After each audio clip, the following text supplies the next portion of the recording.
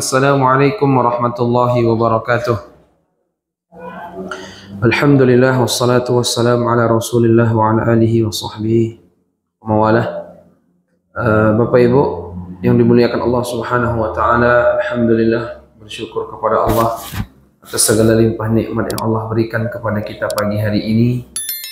Kondisi sehat walafiat, kita bisa cukup, maka seolah-olah dunia ini milik kita dan kita beriman. Maka orang beriman itu Bapak Ibu sekalian, dia selalu merasakan kenikmatan. Karena orang tidak merasakan surga akhirat sebelum dia merasakan surga dunia. Surga dunia ini adalah ketenangan jiwa. Orang-orang beriman jiwanya tenang karena dia dekat dengan Allah Subhanahu wa taala.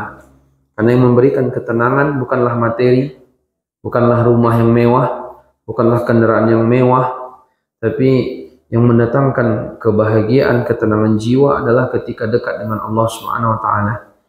Makanya Allah katakan dalam Al-Qur'an, a'udzubillahi minasyaitonir rajim, "Walladzi anzala as-sakinata fi qulubil mu'minin."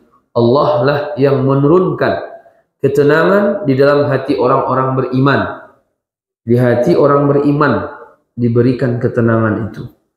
Orang beriman nih, dia mengatakan Allah Tuhan, Nabi Muhammad sebagai Rasul, dan dia betul-betul dalam imannya itu serius dia menjalankan. Karena banyak orang tidak serius dalam menjalankan keimanan.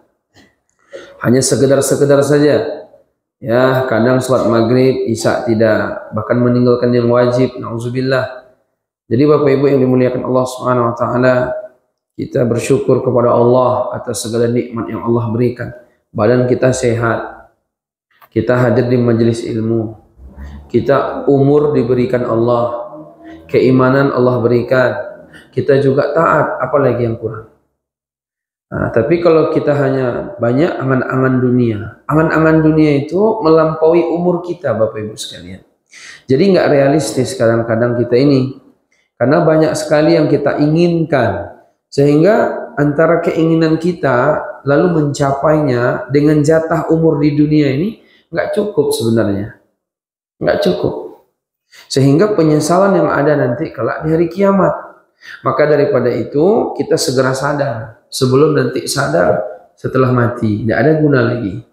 Maka orang beriman itu dia mengambil ibrah pelajaran dari ayat-ayat yang Allah sampaikan, dari hadis-hadis yang Nabi sampaikan, sehingga dia tidak masuk dalam lubang, sehingga tidak ada penyesalan. Salawat dan salam semoga tercurah kepada Nabi Muhammad SAW. Bapak Ibu sekalian, kita akan melanjutkan kajian tadabbur kisah Qur'ani kita, yaitu kemarin belum selesai membahas surat Ali Imran ayat 38. A'udzu billahi minasyaitonir rajim. Hunalika da'a Zakaria rabbah qala rabbi hab li min ladunka dzurriyyatan thayyibah innaka sami'ud du'a. Di sanalah Zakaria berdoa kepada Rabbnya. Nabi Zakaria berdoa kepada Allah Subhanahu wa taala. Qala, dia mengatakan, Rabbi habli min ladunka dzurriyyatan thayyibah innaka sami'ud du'a.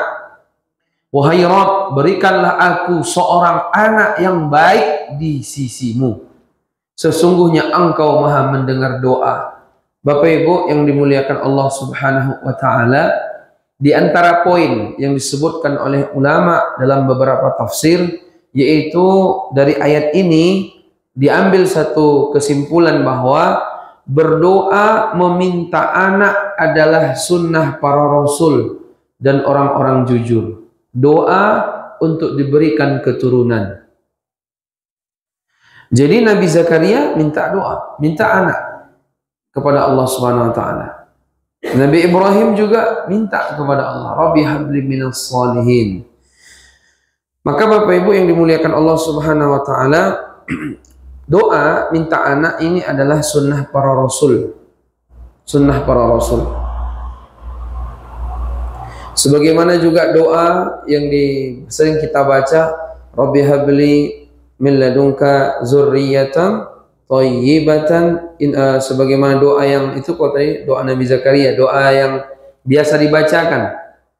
Rabbana hablana min azwajina wa dzurriyyatina qurrata a'yun. Ya Allah, berikan kepada kami pasangan dan anak-anak yang jadi penyejuk mata. Jadi minta diberikan anak ini adalah sunnah para rasul.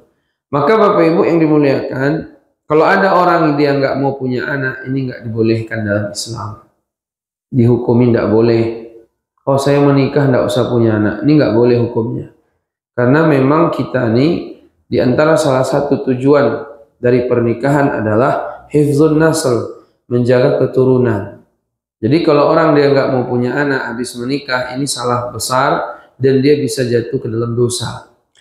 Maka Bapak Ibu yang dimuliakan Allah Subhanahu wa taala, dulu ada sahabat, mereka dia ingin membujang terus, tidak mau menikah. Karena dia melihat Rasulullah SAW ibadahnya banyak. Nabi kan pernah sholat tahajud itu kakinya bengkak-bengkak karena lamanya sholat. Nah, ketika sahabat tahu, beberapa orang sahabat tahu, di antara mereka ada yang mengatakan, Nabi aja begini, apalagi kita. Nabi sudah dijamin surga, kita enggak. Nabi sudah diampunkan dosa, kita siapa yang menjamin gitu kan? Dia berharap, udahlah kita enggak usah. Yang satu pengen sholat, enggak berhenti-berhenti. Yang satu pengen puasa, enggak berhenti-berhenti. Yang satu pengen membujang aja, enggak usah nikah-nikah lagi. Lalu ketika itu Nabi SAW, salah satu dalam riwayat pula disebutkan, yaitu namanya Utsman bin Maz'un. Dia berkeinginan hidup untuk membujang, tidak menikah. Namun Rasulullah melarangnya. Apa kata Nabi SAW? An-nikah min sunnati. Inilah hadis yang sering dibacakan KUA kalau menikahkan anak orang. An-nikah min sunnati, faman lam ya'mal bi sunnati falaysa minni, wa tazawwaju fa inni mukathiru bikumul umam, wa man kana dha qawlin falyankih, wa man lam yajid fa alaihi bisiyam fa inna as-shauma lahu wijaun. Hadis riwayat Ibnu Majah 1846. Apa kata Nabi dari Ibunda Aisyah radhiyallahu anha, bahwa nikah termasuk sunnahku. Siapa yang tidak mengamalkan sunnahku, maka dia bukan dari golonganku. Menikahlah kalian, karena aku membanggakan kalian di hadapan umat-umat sebelum kalian. Jadi Nabi suka dia dengan anak generasi yang banyak, sehingga dia bangga ketika dia punya umat yang banyak. Bayangkan, kalau Bapak Ibu punya anak 10 atau 5 aja lah yang normal. 5, 10 itu normal juga sebenarnya. Yang banyak kan 5. Semuanya beriman. Semuanya soleh. Semuanya menyembah Allah. Apa enggak bangga itu? Semuanya baik. Semuanya mengajak kepada kebaikan. Semuanya membantu orang lain. Memberikan kebaikan kepada orang lain. Sebaik-baik orang memberikan kebaikan kepada orang lain. Dia beribadah. Orang tuanya di hari kiamat naik derajatnya. Dan kalau di hari tua, Bapak Ibu di hari tua, itu kalau anaknya banyak, tidak bosan. Ya kan Bu? Satu tinggal di Kalimantan. Nah, pergilah ke Kalimantan sana. Tapi jauh kali Bu, tidak usah lah nak. Satu tinggal di Padang Luar. Satu tinggal di Bukit Tinggi. Satu tinggal di Payakumbuh. Satu tinggal 50 kota, satu lagi tinggal di Prancis. Kan enak tuh Bu, enak. Seminggu situ, seminggu sini, seminggu situ. Oh, yang ke Prancis sudah gak 2 tahun, ya kan? Nah, pulang lagi, nggak ada kebosanan. Banyak cucu masing-masing anak 5 pula lagi, 25. Nah, kan seru tuh. Tapi ini anak 1 cuman. Ya kan, sengaja pula hampir nak repot. Ya kan, di Padang Luar awak tinggal, di Padang Luar pula dia tinggal. Nah, itu. Nah, jadi Nabi itu bangga dengan anak yang banyak.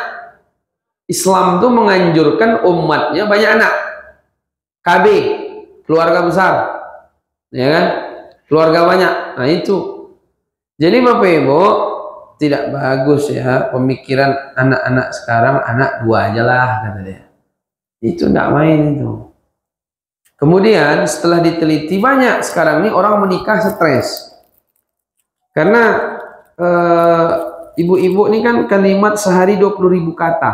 Jadi Allah titipkan sehari ngomong 20.000 kata. Laki-laki suami itu 7.000 kata. Jadi kalau misalnya anaknya banyak, itu kan kalimatnya keluar semua per hari 20.000. Tapi kalau anaknya 2, 1, itu tertahan banyak sisa kota. Banyak sisa kata-kata di mulutnya yang belum disampaikannya mungkin 5.000. Makanya kalau perempuan menurut penelitian, dia sehari kalau nggak sempat ngomong 20.000, itu stres biasanya.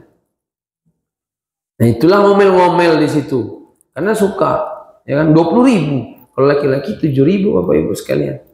Kecuali Ustadz berceramah subuh ini udah 7.000 lewat dan pulang ke rumah udah habis kata-katanya. Tapi tetap, ya kan. Nah jadi sehingga kalau misalnya anaknya nggak banyak, dia kan nggak banyak ngomong jadinya kan, sehingga tambah pula suami sibuk. Suami-suami sekarang kan sibuk sekali, pergi anaknya masih tidur, pulang anaknya udah tidur, sehingga nggak ada kebahagiaan, nggak terlibat dalam mendidik anak. Suami-suami hari ini ditambah pula istri tadi anaknya sedikit, kemudian dia stres. Itu penelitian. Beda zaman dulu ayah kalau kerja pagi bukan masih tidur anaknya udah sekolah baru bekerja dia kan, kemudian pulang nanti jam 5. Jadi ayah-ayah zaman dulu 7.000 kata kan, tadi kita bilang masih sisa 7.000-nya. Kemudian ibu-ibu dulu anaknya banyak, sehingga dia kalimatnya banyak keluar. Anak pertama 2.000, anak kedua 4.000, anak ketiga 5.000, kan 20.000 kata. Sehingga keluar semua kalimatnya, tidak sempat gunjing gitu kan Bu. Tapi kalau dia kurang, maka dia nanti tak kemana-mana. Itu menurut penelitian. Jadi disinkronkan, ternyata luar biasa. Luar biasa bahwa pekerjaan yang paling mulia dan yang paling berat di muka bumi adalah pekerjaan seorang wanita mengurus anaknya. Karena mengurus anak ini nggak mudah. Laki-laki pernah diuji coba di Korea, kalau tidak salah Bapak Ibu, itu 3 hari seorang suami merawat anak. Anak entah 3 entah 5. Lalu 3 hari seorang istri merawat anak. Seorang istri merawat anak 3 hari, suaminya kerja. Habis itu suaminya merawat anak 3 hari, istrinya pula yang kerja keluar. Itu lebih stres. Suami kerja di rumah rupanya. Tidak mudah kerja di rumah ini. Tapi kalau kerja di kantor mudah. Jadi pekerjaan yang paling menyibukkan, pekerjaan yang paling membuat susah, itu adalah merawat anak sebenarnya, bukan mengapain proyek apa segala macam. Itu enggak berat itu, tapi merawat anak. Bayangkan ibu-ibu dulu ya punya anak pertama nangis, anak kedua nangis juga, kalau tidak dekat-dekat dia anak ketiga nangis. Itu gimana itu kan? Kalau laki-laki nggak terbayang dia tuh Bu, pusing dia tuh, campak kayaknya, kacau nanti kan. Misalnya anak pertama nih kita lagi suapin, anak kedua pula itu tidak mudah itu. Jadi pekerjaan yang paling mulia di muka bumi ini pekerjaan seorang ibu merawat anak. Pekerjaan seorang ibu repot ketika mengasuh anak, itu pahalanya paling besar, dan itu pekerjaan yang paling rumit, dan itu pekerjaan yang membutuhkan kesabaran yang luar biasa. Ibu-ibu lagi makan, itu tadi anaknya padahal ayahnya ada, tidak mau dia sama ayahnya, ya sama ibunya aja, kan berat tuh, tidak mudah itu. Makanya pahalanya besar. Kalau diteliti seorang wanita itu nanti di hari kiamat itu Bu, bus tinggi derajat surganya lewat 2 jalur, satu mengasuh anak, satu lagi berbakti ke suami. Iya, kalau ada seorang istri dia sibuk ini sibuk, bahkan nih dia memberi bantuan kepada orang lain, tapi membuat suaminya tidak ridho, itu tidak lebih baik. Nah, jadi keridhaan suami itu sangat penting. Kemudian ditambah waktu dia untuk anak-anaknya. Jadi Bapak Ibu yang dimuliakan Allah Subhanahu wa taala, betapa Nabi kita itu sangat bangga dengan memiliki keturunan yang banyak dari umat-umatnya. Tapi memang betul-betul dididik, bukan sembarang yang penting punya anak. Nah, betul-betul dididik, kemudian diasuh, diajarkan agama. Jamaah yang dimuliakan Allah Subhanahu wa taala. Jadi yang poin pertama ini, berdoa meminta anak adalah sunnah para rasul. Bapak Ibu yang dimuliakan Allah, begitu pula lah Nabi SAW mendoakan sahabat, yaitu Anas bin Malik. Beliau mendoakan Anas bin Malik, apa doa Nabi? Allahumma kfir malahu wa waladahu.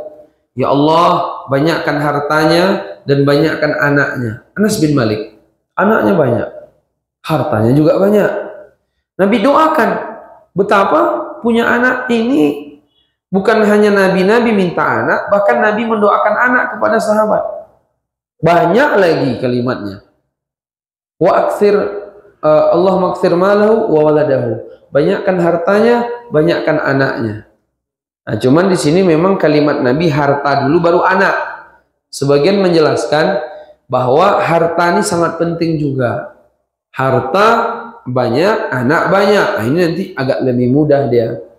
Ya kan? Meskipun sekali lagi banyak juga orang hidupnya sederhana, anaknya banyak, tapi anaknya berhasil juga dididik, gitu kan? Tapi kalau hartanya banyak kan tentu lebih enak, gitu kan?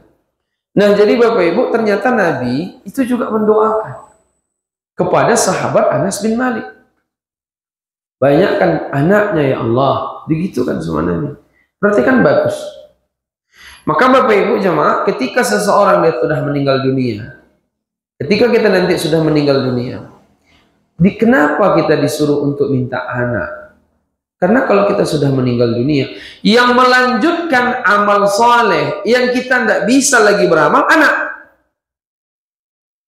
Makanya Nabi mengatakan, idza matal insanu inqata'a anhu amalu illa min thalathatin, illa min sadaqatin jariyatin, aw ilmin yuntafa'u bihi, aw waladin salihin yad'u lahu. Hadis Imam Muslim. Kata Nabi, kalau seorang manusia sudah meninggal, maka putus semua amal kecuali 3. 1, sedekah jariah. Kalau Bapak Ibu harta banyak, sedekah mulai sekarang banyak-banyak, yang itu nanti tetap mengalir setelah Bapak Ibu mati. Tapi harus punya harta banyak kan? Kalau harta nggak banyak gimana? Ya bisa, tapi nggak banyak. Ya paling gantikan keran tempat keran wudhu musola, gitu kan? Keran 8.000 cuma 14.000. Coba bangun masjid, nggak kuat kita ya kan? Nggak kuat. Sedekah dibanyakan. Kemudian kalau yang bagus juga tuh Bapak Ibu menyekolahkan anak di pesantren, itu bagus juga itu. Paham dia agama, kita biayai jadi orang tua asuh. Ada ibu-ibu yang siap enggak? Kalau nanti saya daftarkan. Nah, jadi orang tua asuh seorang anak sekolah di pesantren, tamat dia pesantren, nanti dia jadi ustadz, dia beramal taat, dia jadi ustadz, pahalanya dapat dia, kita pun dapat pahalanya. Enak tuh kan? Kalau kita beli keran tadi, pahala dapat juga, habis kerannya habis juga kan gitu. Kemudian yang kedua, ilmin yuntafa'u bihi, ilmu yang bermanfaat. Kita harus punya ilmu. Apa ilmu yang mau kita sampaikan? Kita menyampaikan ilmu, kita ikhlas, Allah akan catat pahala itu. Dan ketika umat memahami apa yang kita sampaikan, umat tadi mengamalkan, kita dapat pahala. Pertama harta, yang kedua ilmu. Jadi 3 deh Bu. Dan yang ketiga, anak yang soleh. Harta kita tidak ada Ustaz, gimana lah hidup cukup untuk hari-hari aja. Ilmu dulu tidak sempat sekolah agama, orang tua tidak cukup. Tidak juga, itu pakai apa lagi Bu? Yang ketiga, anak yang soleh. Rupa anak tidak pula soleh. Astagfirullahaladzim. Anak cuman taunya kerja, pergi pagi pulang sore, tidak sholat subuh, tidak sholat zuhur. Allah tidak tahu, yang tahu dia cuman kantor tempat dia kerja saja. Nanti sebulan dapat gaji 5 juta. Apa itu orang kayak gitu tuh? Orang panjang angan-angan, tidak realistis dia. Nanti dia pensiun, dia pun akan mati. Dia cuma pikirnya yang penting bagaimana bisa hidup di muka bumi, seolah-olah tidak ada yang menjamin kehidupan dia, ditinggalkannya sang pemberi rizki Allah Subhanahu wa Ta'ala. Alangkah bodohnya dia. Ya enggak Bu? Bodoh enggak orang kayak gini? Kalau kebanyakan orang kayak gini memang. Tapi kalau nanti direnung-renungkan, banyak orang saya perhatikan tidak pula tinggi sekolahnya, kaya pula pada kita yang tinggi sekolah. Banyak orang agak santai-santai hidupnya, rupanya lebih kaya pula pada yang capek-capek kaya, yang capek-capek kerja. Ini berarti kan tidak harus selalu begitu kan Bu? Ada Allah semua yang menjamin hidup kita kan. Allah yang mengatur kehidupan kita kan. Lalu kenapa kita pikirkan lagi yang begitu-begitu itu? Yang penting usaha saja. Tapi ibadah nomor satu. Jangan tinggalkan Allah. Gara-gara katanya mencari nafkah, tinggal Allah sama dia. Jelas Allah yang memberikan rezeki ke dia, tapi ditinggalkannya Allah. Gimana ini sebenarnya? Anak-anak kita itu begitu hari ini. Dia melupakan Allah. Karena didikan salah juga dari orang tua. Selalu orang tua yang dijadikannya patokan dunia. Dulu ibu susah. Kami dulu makan cuman pakai bada. Kamu jangan lagi pakai ayam. Nah, itu kalimatnya selalu dunia. Kami dulu susah, jalan kaki ke sana ke sini. Kamu kalau bisa pakai mobil Pajero ya. Diingatkan selalu dunia. Itu sebenarnya tidaklah salah-salah kali. Tapi kalau itu saja, sehingga standar dia di dunia ini cuma dunia. Yang dikejarnya dunia, dunia. Dilupakannya Allah. Akhirnya dia nggak jadi anak soleh. Ditambah pula dia nggak didik dengan didikan agama. Yang paling wajib itu ilmu fardu ainnya itu, yaitu ilmu agama. Kalau ilmu yang lain fardu kifayah. Kalau yang lain sudah belajar, tidak wajib kita belajar. Cuman kan orang kan tetap belajar juga kan gitu. Nah, jadi Bapak Ibu itu ya, bahwa ketika nanti kita meninggal, yang tetap berlanjut setelah kita mati tiga. Satu, modal harta. Dua, modal ilmu. Tiga, modal anak. Kalau ada orang Allah tidak berikan dia anak, tapi Allah berikan dia ilmu, Allah berikan dia harta, dia ambil dari sisi dua ini. Kalau ada orang tidak Allah berikan harta, tidak Allah berikan ilmu, tapi dia berhasil mendidik anaknya jadi anak soleh, ini dia mengambil peluang dari anak soleh. Kalau ada orang tidak Allah berikan anak, tidak Allah berikan harta, tapi Allah berikan ilmu, dia dapat peluang berlanjut amal setelah mati dari sisi yaitu ilmunya. Atau ada orang tidak punya harta, tidak punya ilmu, tidak punya anak soleh, tidak punya anak, tidak punya ilmu, tapi dia punya harta yang banyak sehingga digunakannya untuk berinfak di jalan Allah. Ini juga menjadi amal soleh setelah dia mati. Jadi Bapak Ibu, kalau kita mati nanti berlanjut enggak amal kita nih? Nah, Bu, berlanjut enggak amalnya kira-kira ini? Ada enggak bonus-bonus yang kita tidak sadar? Kan kata Nabi kan begitu, Bu. Kata Nabi, besok di hari kiamat ada orang tua, dia derajatnya naik, dia bingung. Ya Allah, ini kenapa amal saya bisa kok nambah? Surga saya kok makin naik. Saya kan tidak ada apa-apa kemarin, cuman segitu aja amal saya cuman. Kata Allah apa? Bi istighfar waladika laka. Karena istighfar anakmu kepadamu. Istighfar anakmu kepadamu. Bapak Ibu jangan banyak harap kepada ustadz-ustadz untuk didoakan. Ustadz-ustadz juga tidak banyak berharap agar didoakan sama jamaahnya. Karena yang mendoakan kita ini tiga. Sebagaimana kita juga mendoakan tiga.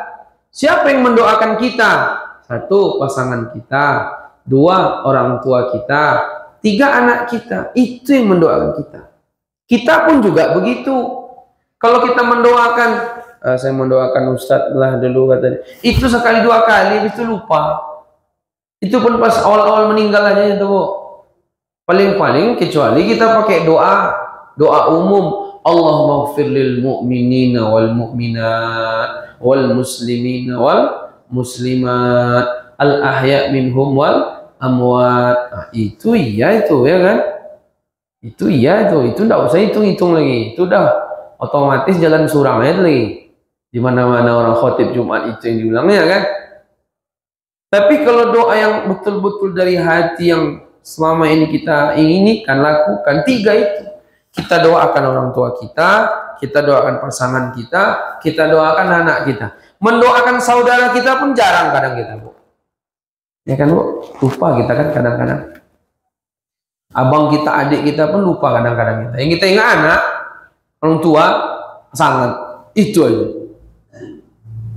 Maka otomatis yang mendoakan kita tuh itu juga, tiga itu juga. Maka Bapak Ibu jemaah yang dimuliakan Allah Subhanahu wa taala, Anak yang soleh mendoakan. Anak yang soleh itu mendoakan. Harta, ilmu, anak soleh. Harta, ilmu, anak soleh yang mendoakan. Kok enggak anak enggak soleh? Anak enggak soleh. Anak enggak soleh itu dia aja enggak doa untuk dirinya, untuk doa orang tua gimana? Dia aja enggak sholat.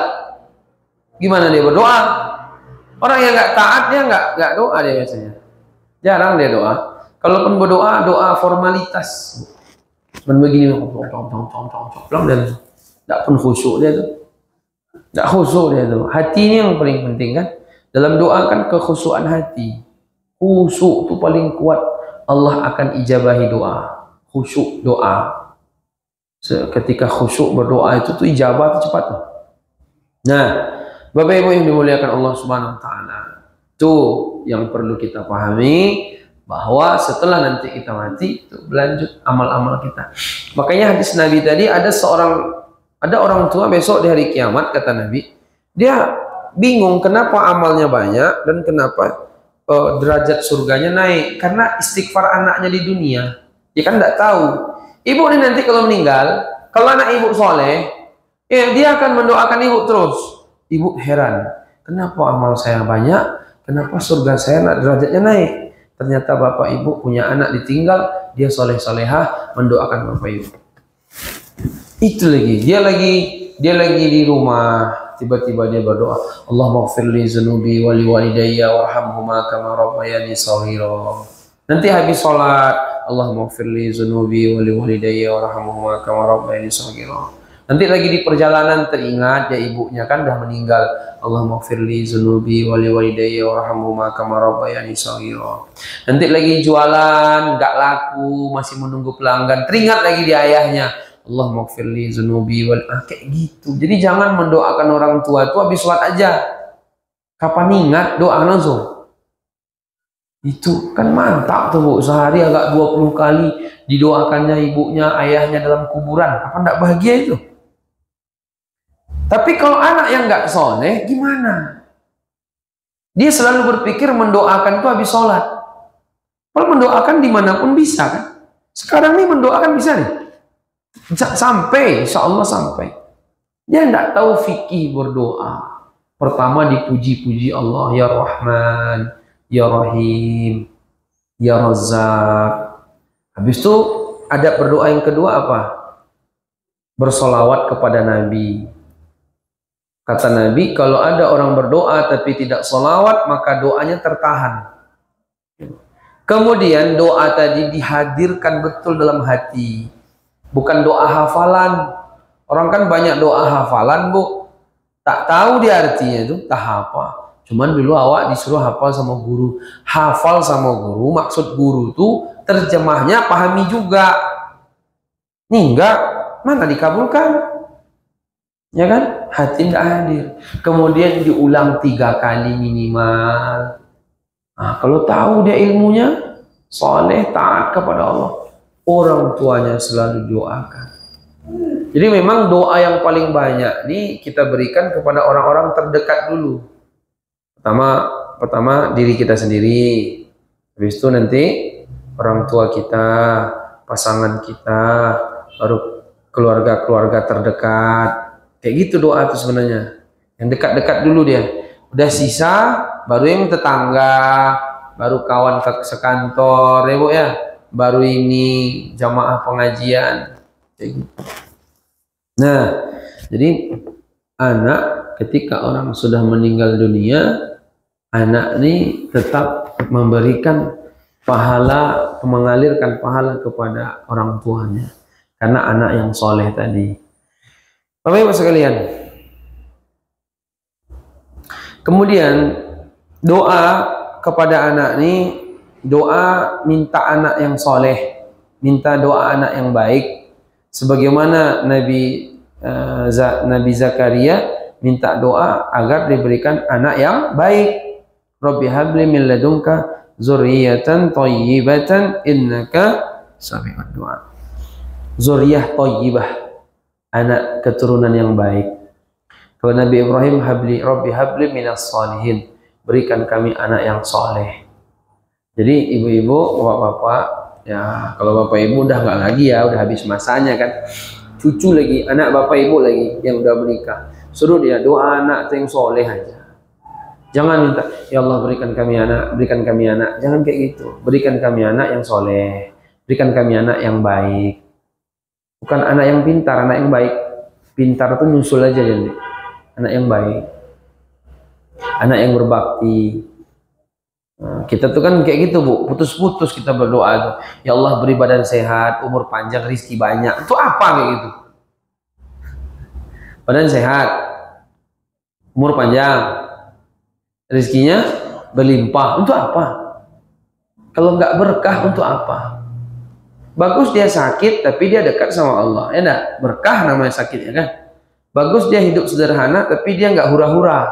Bagus dia umur pendek tapi dia taat daripada dia umur panjang maksiat gitu kan. Berlarut-larut dengan kemaksiatan. Jadi kalimatnya itu ditutupi dengan ketaatan. Badan sehat, umur panjang, rizki melimpah, semuanya untuk ketaatan kepadamu ya Allah. Ah, itu enak.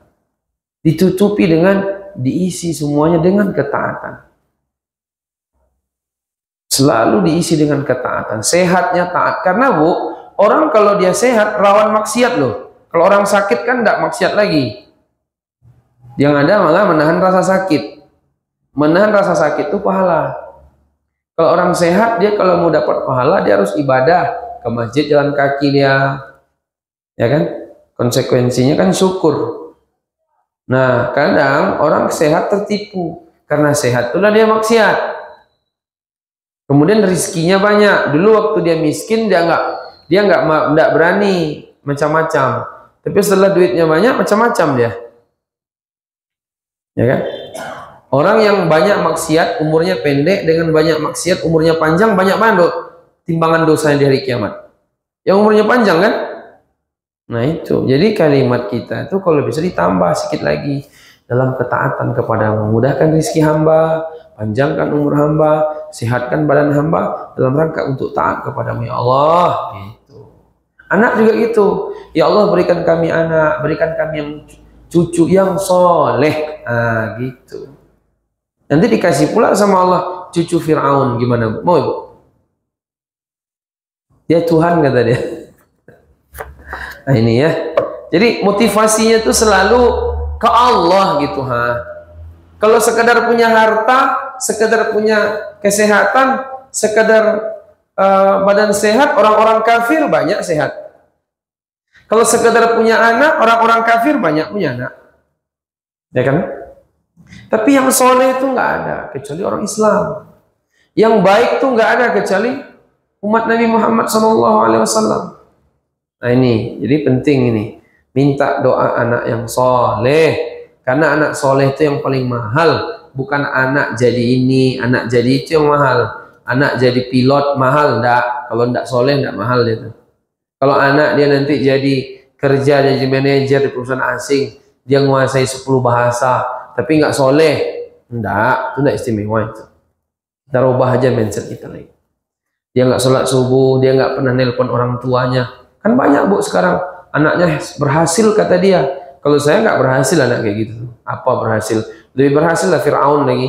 Lebih hebat keberhasilan Fir'aun pada dia lagi. Fir'aun punya ini semua. Korun juga punya semua. Apa itu? Ya, kecil sekali cita-citanya. Cuman terakhir punya mobil itu aja. Kecil sekali cita-citanya. Habis umur. Ya. Nah, banyak anak-anak sekarang nggak nelpon orang tua bu. Fenomena hari ini. Anak-anak udah berhasil S1, S2, udah kerja, jarang nelpon orang tua.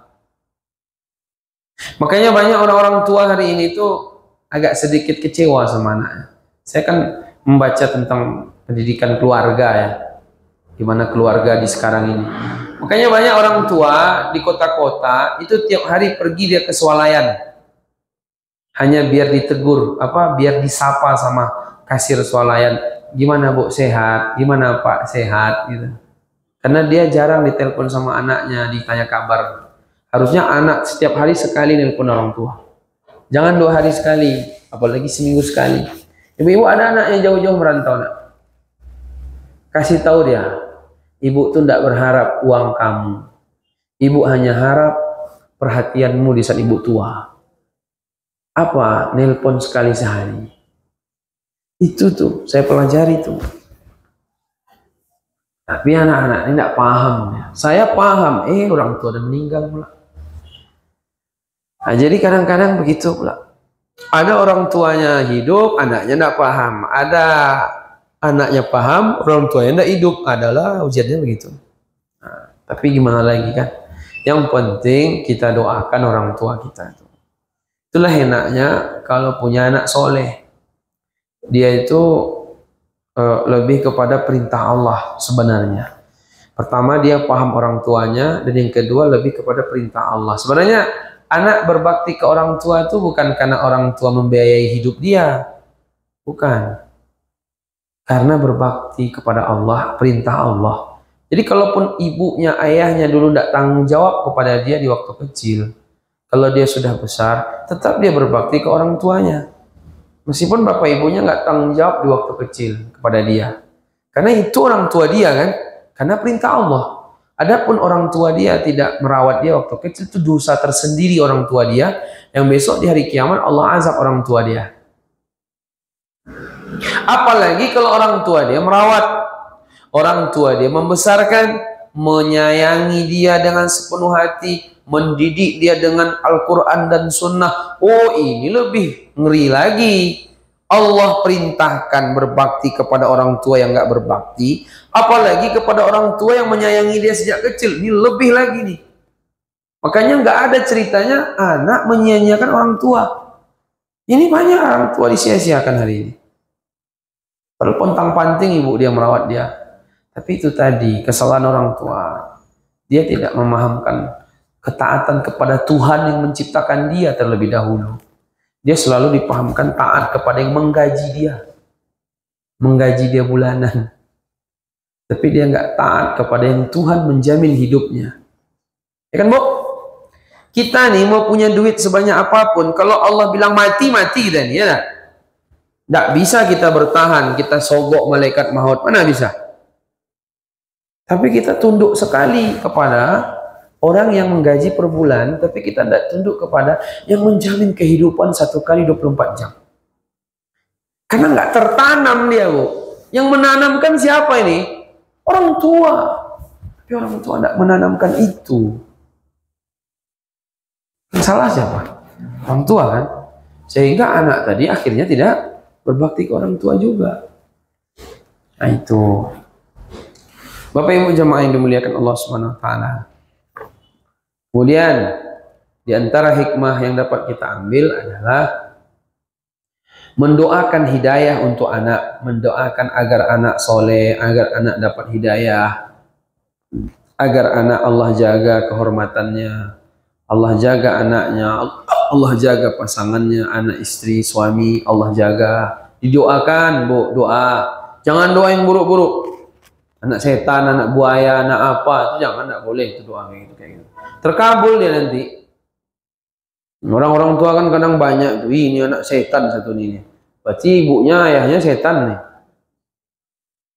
Karena doa Nabi Zakaria, doa yang baik. Zuriyatan thayyibatan, ya kan? Anak yang baik. Berarti ini isyarat kita pun mendoakan anak-anak baik. Jadi anak baik, doakan anak itu anak baik. Anak yang Allah selindungi dari mara bahaya, anak yang Allah lindungi dari kelalaian-kelalaian terhadap kewajiban-kewajiban yang Allah perintahkan. Itu ya. Doakan agar anak dapat hidayah. Kemudian Bapak Ibu jamaah yang dimuliakan Allah Subhanahu wa taala, selanjutnya adalah doa yang ditujukan untuk hak Allah itu tidak tertolak. Jadi Bapak Ibu, Nabi Zakaria berdoa meminta anak kepada Allah agar anak dia kelak menjadi penolong baginya di atas ketaatan kepada Allah Subhanahu wa taala. Jadi doa yang itu kita panjatkan ke Allah, yang mana doa itu berisi kandungan bagaimana anak ini dia nanti membuat kita taat kepada Allah, itu tidak tertolak Bapak Ibu, karena hak Allah yang dimintanya kan. Beda sama doa begini, ya Allah jadikan anak saya ini nanti duitnya banyak. Ini kan kaitannya dengan dunia ini. Ya nggak salah juga sebenarnya. Tapi kalau doanya jadikan anak saya anak yang baik, anak yang berbakti, anak yang taat kepadamu ya Allah, anak yang menolong agamamu, anak yang mewarisi para nabi jadi ulama, itu terkabul biasanya. Karena doanya itu hak Allah, terkait dengan hak, tidak ada kepentingan dunia, itu lebih terkabul. Nah, ibu-ibu apa dulu doa sama anak ibu anak kan udah gede-gede sekarang. Jangan-jangan saya ini kalau umur mungkin banyak saya cerita-cerita kayak anak Ustaz nih katanya. Itu dulu ibu-ibu doanya apa? Hah? Doanya apa? Biar dia menjadi preman padang luar gitu. Enggak Ustaz, biar anak ini nanti dia jadi dokter ya kan. Jadi dokter itu nomor 2, jadi satu ulama. Nomor 1 jadi ulama. Karena kata Imam Syafi'i ilmu 2, 1 ilmu halal haram, 2 ilmu kedokteran. Di nomor 2 kedokteran itu levelnya. Nomor 2, nomor 1 jadi ulama. Nah, jadi kalau Bapak Ibu dulu mendoakan anaknya, ya Allah jadikan anak saya seorang ulama. Nah, itu insya Allah terkabul. Nah, apa doanya dulu Bu? Ya kembali kepada doa awal ya kan. Ibu mungkin doanya dulu anak saya jadi PNS, udah jadi PNS. Anak saya jadi pengusaha. Tapi lagi-lagi itu lebih kepada yang sifatnya umum kan. Nah, coba doanya yang ini. Nah, sampaikan kepada anak Bapak Ibu ya. Kepada cucu doain cucu lagi Bu ya. Nah, itu. Itu mungkin pada pagi yang berbeda. Ada pertanyaan Bu, silakan. Nggak ada yang nanya? Oh iya, Bapak Ibu sekalian, terakhir buku kan sudah sampai 6 kemarin ibu-ibu yang mesan. Itu sudah saya kasih sama Rahmat, Ustaz Rahmat. Nanti silakan Bu. Kemarin saya pikir dari tadi malam, kalau enggak pagi nanti saya tanya lagi. Udah Bu? Oh alhamdulillah. Kemudian, mesan lagi? Berapa Bu?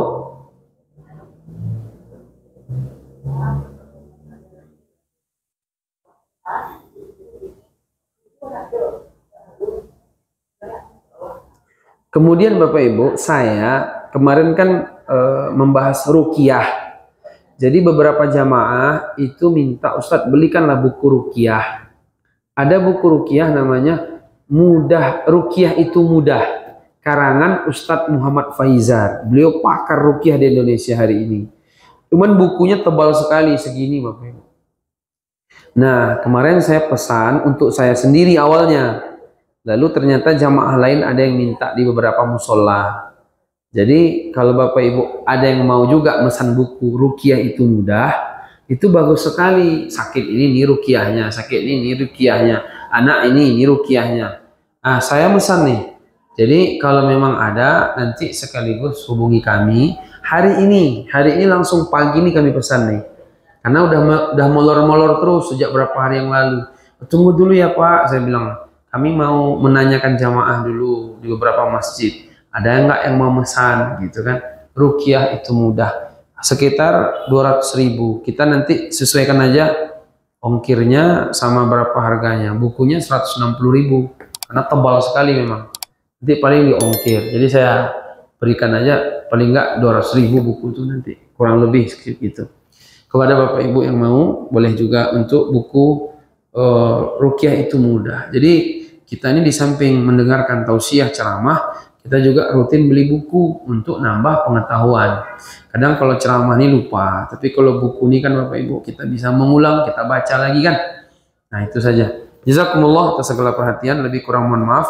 Wabillahi taufiq wal hidayah. Assalamualaikum warahmatullahi wabarakatuh.